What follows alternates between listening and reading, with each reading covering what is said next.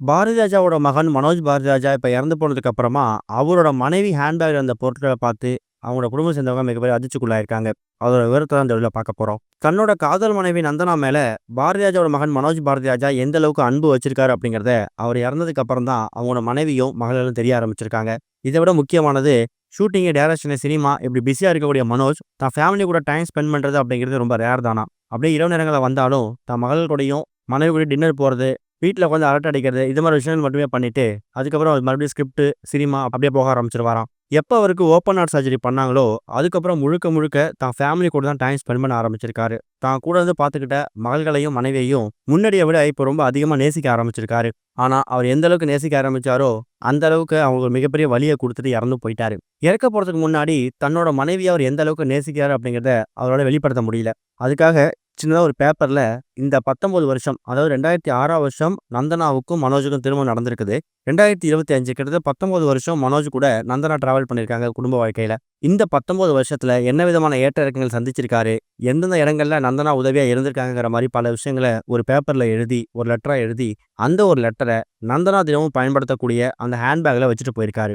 சொல்லப்போனா மனோஜ் இறந்து கிட்டத்தட்ட ஒரு 10 நாட்களுக்கு மேல ஆகப்போகுது. இந்த 10 நாட்களும் அந்த ஹேண்ட்பேக்ல இருக்கக்கூடிய அந்த ஒரு லெட்டர அவங்க பார்க்கவே இல்லையா. இப்ப எதர்ச்சியா எல்லா வேலையும் முடிச்சுட்டு, குடும்பத்தில இருக்கக்கூடிய அந்த ஃபார்மாலிட்டி, அந்த சாஸ்திரங்கள்லாம் முடிச்சுட்டு, சம்பிரதாயங்கள்லாம் முடிச்சுட்டு, எதார்த்தமா அவங்க பேக்க செக் பண்ணி பார்க்கும்போது, அந்த ஹேண்ட்பேக்ல மனோஜ் கைப்பட எழுதின அந்த ஒரு கடிதம், அந்த ஆசை கடிதம் ஒண்ணு இருந்திருக்கு. அத படிச்சு பார்த்துட்டு நந்தனா, மனைவி நந்தனா தேம்பி தேம்பி அழ ஆரம்பிச்சுட்டாங்க. அதுல குறிப்பா அவர் எழுதிக்கூடிய ஒரு வார்த்தைகளும் மனச உருக்குற மாரி இருந்திருக்குதாம். "நீ எனக்காக நெறைய தியாகம் பண்ணியிருக்கிற. நான் பெரிய ஆளா வரணும் அப்படிங்கிறதுக்காக, உனக்கு வரக்கூடிய சினிமா வாய்ப்புகள நீ தட்டி கழிச்சுட்ட. நீ நெனச்சிருந்தா, நீ சினிமால ஒரு பெரிய நடிகையா வலம் வந்திருக்கலாம். குடும்ப வாழ்க்கைக்கு வந்ததுக்கு அப்புறமா பசங்கள பார்த்துக்கிறது, வீட்ட பார்த்துக்கிறதுன்னு நீ அதிலேயே போயிட்ட.